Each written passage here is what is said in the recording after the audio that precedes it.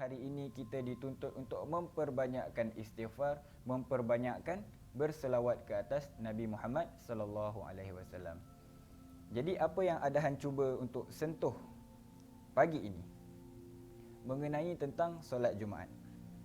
Jadi sebagaimana yang kita tahu, semenjak adanya perintah kawalan pergerakan dan mengambil masa yang lama untuk menghentikan ibadah solat Jumaat, dan sekarang alhamdulillah ibadah solat Jumaat telah pun dibuka kembali.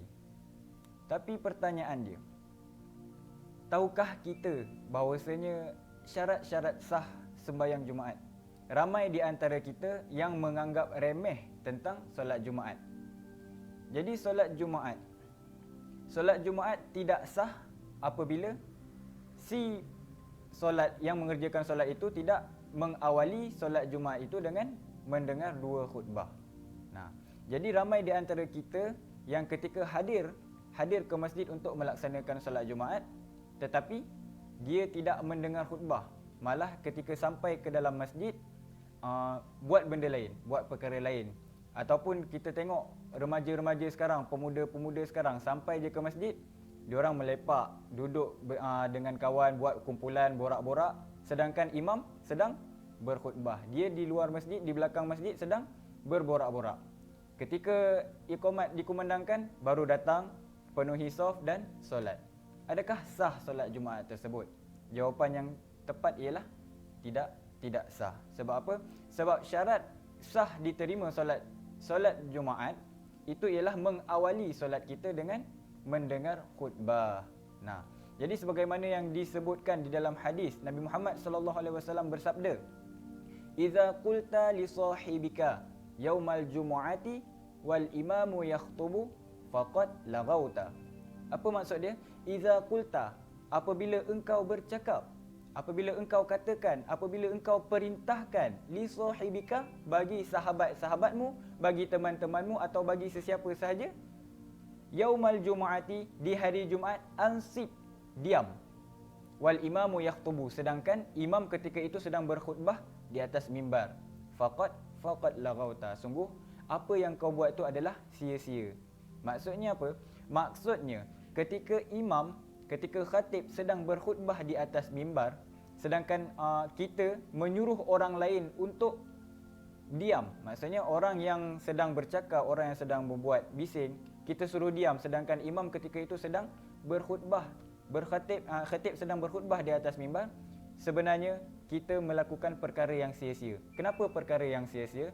Yang pertama, kita telah bersuara, kita telah bercakap, sedangkan tuntutan tadi adalah seseorang yang mengerjakan solat Jumaat itu kena mendengar khatib berkhutbah di atas mimbar. Jadi ketika kita bersuara, "Weh, diam," sebenarnya kita telah melakukan perkara yang sia-sia. Sebab apa? Yang pertama, kita dah bersuara. Yang kedua, pahala Jumaat kita tidak ada di situ. Sebab apa? Sebab kita telah bersuara. Jadi ketika ada orang yang sedang berbuat bising, cukup dengan isyarat dia suruh diam. Tak perlu mengeluarkan suara. Sebab apa? Ketika kita mengeluarkan suara, faqad laghauta, sungguh kita telah berbuat sia-sia.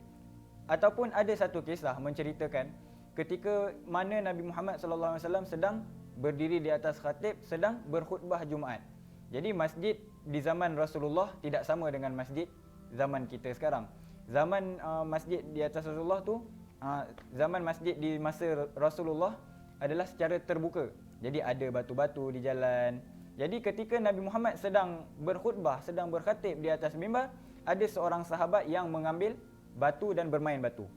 Ambil batu tersebut sambil mendengar khutbah, tapi yang si sahabat tersebut lalai dengan batu-batu yang ada di lantai masjid. Dia pun ambil batu tu dan bermain-main batu. Lalu Nabi Muhammad sallallahu alaihi wasallam bersabda, "Man massal hasa faqad lagha." Barang siapa yang bermain atau mengambil atau memegang batu, faqad lagha, sungguh ia sia-sia. Maksudnya apa? Maksudnya pahala Jumaat tidak dapat, fadilat Jumaat tidak dapat kepada dia. Lalu ulama-ulama sekarang pun mengkiaskan bahawasanya batu tersebut dikiaskan menjadi tasbih. Ini bermaksud ketika imam sedang berkhutbah, ketika imam sedang berkhutbah di atas mimbar, di situlah kita sedang sibuk lalai dengan memegang tasbih, subhanallah, subhanallah, subhanallah, maka fadilat Jumaat tidak dapat kita. Memang ini perkara yang baik bertasbih ketika mendengar khutbah, tapi lebih afdal jika si pelaksana solat Jumaat itu mendengar khutbah terlebih dahulu. Itu adalah lebih aula, lebih utama, lebih afdal daripada bermegang tasbih. Jadi sedangkan memegang tasbih pun dah dikira tidak mendapat fadilat. Cuba bayangkan kalau ketika khutbah, ketika imam sedang berkhutbah di atas mimbar, kita pegang phone. Sedangkan kita suruh orang yang bising untuk diam pun kita dah melakukan sia-sia, apalagi kalau kita bercakap perkara yang sia-sia. Ketika imam, ittaqullaha haqqa tuqatih, yang kita dekat bawah imam, semalam lepak mamak macam mana? Okey. Itu kita telah membuat perkara yang sia-sia. Sedangkan kita suruh orang lain diam untuk mendengar khutbah sahaja, kita dah dikira melakukan perkara yang sia-sia, apalagi bercakap tentang perkara yang sia-sia. Kita memegang tasbih pun tidak dikira sebagai tidak mendapat fadilat Jumaat, apalagi kalau kita memegang handphone, chat, buka Facebook, WhatsApp, Instagram, ataupun ada yang lebih teruk lagi, main game ketika di dalam masjid sedangkan imam sedang berkhutbah Jumaat. Jadi ingat, syarat diterima solat Jumaat itu ialah mengawali. Jadi solat Jumaat ni mempunyai rukun-rukun tersendiri. Sama macam solat biasa. Solat biasa kita ada diawali dengan niat, takbir.